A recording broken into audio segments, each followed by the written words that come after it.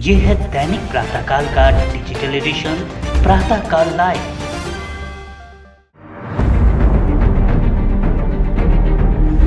हमारे यहाँ का युवा अपने माँ बाप को छोड़कर बड़े बड़े शहरों में जाता है काम के उसमें, ताकि वो दो रोटी कमा सके। अगर वो हम राजसमंद में प्रोवाइड कर सके तो उससे बड़ी बात कोई नहीं है, क्योंकि परिवार के साथ रहना अपने आप में एक बहुत बड़ी बात है। मुंबई में राष्ट्रीय विधायक सम्मेलन में भाग लेने आई राजसमंद विधायक दीप्ति किरण माहेश्वरी ने प्रातःकाल लाइव संवाददाता मनीष पालीवाल से बातचीत करते हुए इस सम्मेलन के अपने अनुभवों को साझा किया। इसके साथ ही राजसमंद विधानसभा क्षेत्र की विकास परियोजनाओं व आगामी चुनाव को लेकर अपने मन की बात कही। देखें यह रिपोर्ट। नमस्कार, प्रातःकाल लाइव में आप सभी का स्वागत है। मुंबई में इन दिनों विधायक सम्मेलन चल रहा है और पूरे देश भर के बहुत सारे विधायक इस समय मुंबई में मौजूद हैं। हमारे साथ है राजसमंद की विधायक दीप्ति माहेश्वरी जी। दीप्ति जी, प्रातःकाल लाइव में आपका स्वागत है। बहुत बहुत धन्यवाद आपका, और प्रातःकाल के पूरे परिवार को, बॉम्बे के पूरे परिवार को मेरी तरफ से बहुत बहुत प्रणाम। तो चलिए बातों का सिलसिला शुरू करते हैं। हमारे देश की राजनीति में बहुत सारी ऐसी बेटियां हुई जिन्होंने अपनी माँ की विरासत को आगे बढ़ाया है, और उसी में से एक हैं दीप्ति जी। दीप्ति जी, आपकी माताजी मुंबईकर थी, उनकी शिक्षा दीक्षा यहाँ हुई, और राजनीति में जाने के बाद भी मुंबईकरों का संबंध उनके साथ बहुत लंबे समय तक बना रहा। लेकिन ये चीज़ आपके साथ देखने को नहीं मिलती, इसके पीछे क्या कारण है? पहले ही क्वेश्चन में आप कंप्लेन कर रहे हैं, पर एक्चुअली किरण जी का बहुत लंबे, आपकी बात एकदम सही है, क्योंकि उनकी शिक्षा दीक्षा यहाँ पर थी, तो एक अलग खास जुड़ाव उनको यहाँ पर था। टिल ग्रेजुएशन वो यहीं पर पढ़ी हैं, और उसके बाद शादी होकर सीधे गए थे। जिन परिस्थितियों में मैं विधायक बनी, उसके बाद का जो ये 2 साल चला है, मेरा जो कार्यकाल हुआ है, तो जिस दिन मैं विधायक बनी थी 2 मई को, उस दिन मुझे एक बहुत विद्वान व्यक्ति ने ये कहा था कि आज से आप उल्टी गिनती चालू कर दो। ये मत सोचना कि आप 2.5 साल है अभी, अब आप ये सोचो कि कितने से दिन बचे हैं चुनाव के। तो उस चुनाव की दौड़ में राजसमंद को छोड़ना बहुत मुश्किल था, और कहीं और जाना बहुत मुश्किल था।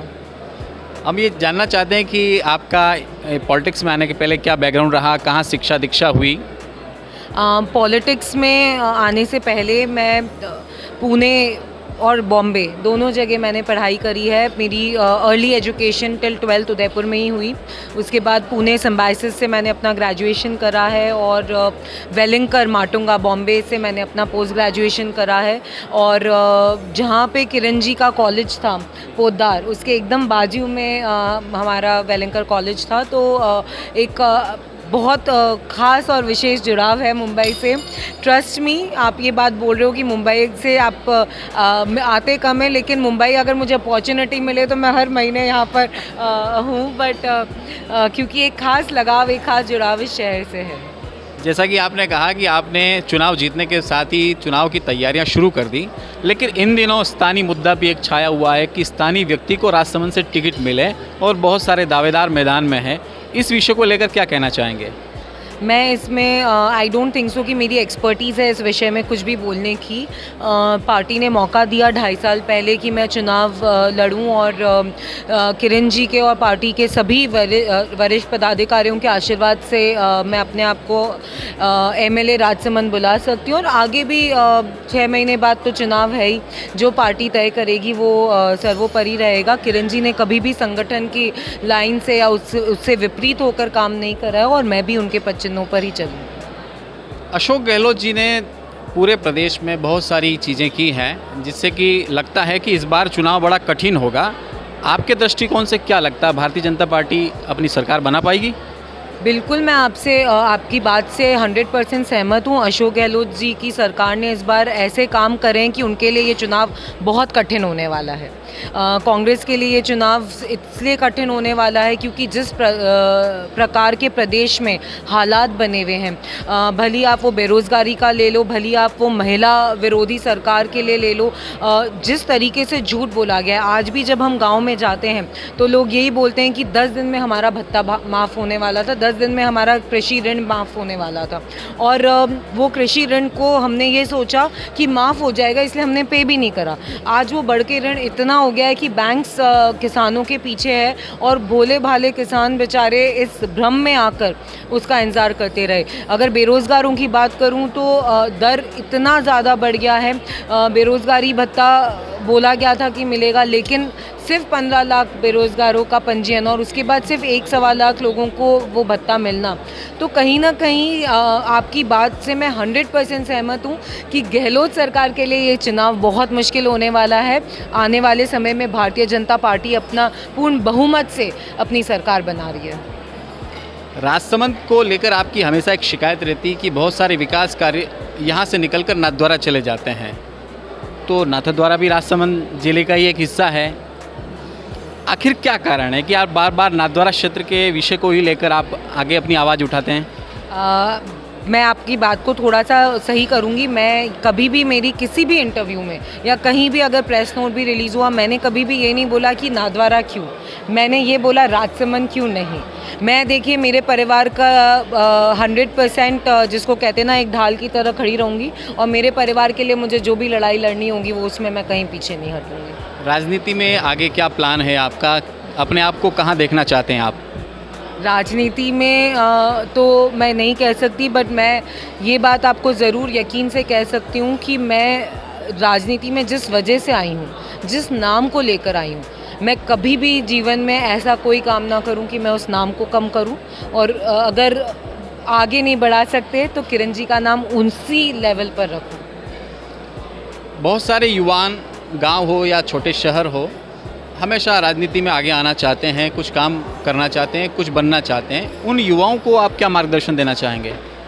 मैं डेफिनेटली कहूँगी कि राजनीति को, पॉलिटिक्स को, इंडियन पॉलिटिक्स को युवाओं की बहुत ज़रूरत है और पढ़े लिखे युवाओं की बहुत ज़रूरत है। इसलिए नहीं कि अभी तक कुछ सही नहीं, बट कहीं ना कहीं एक विचारधारा जो यूथ लेकर आता है।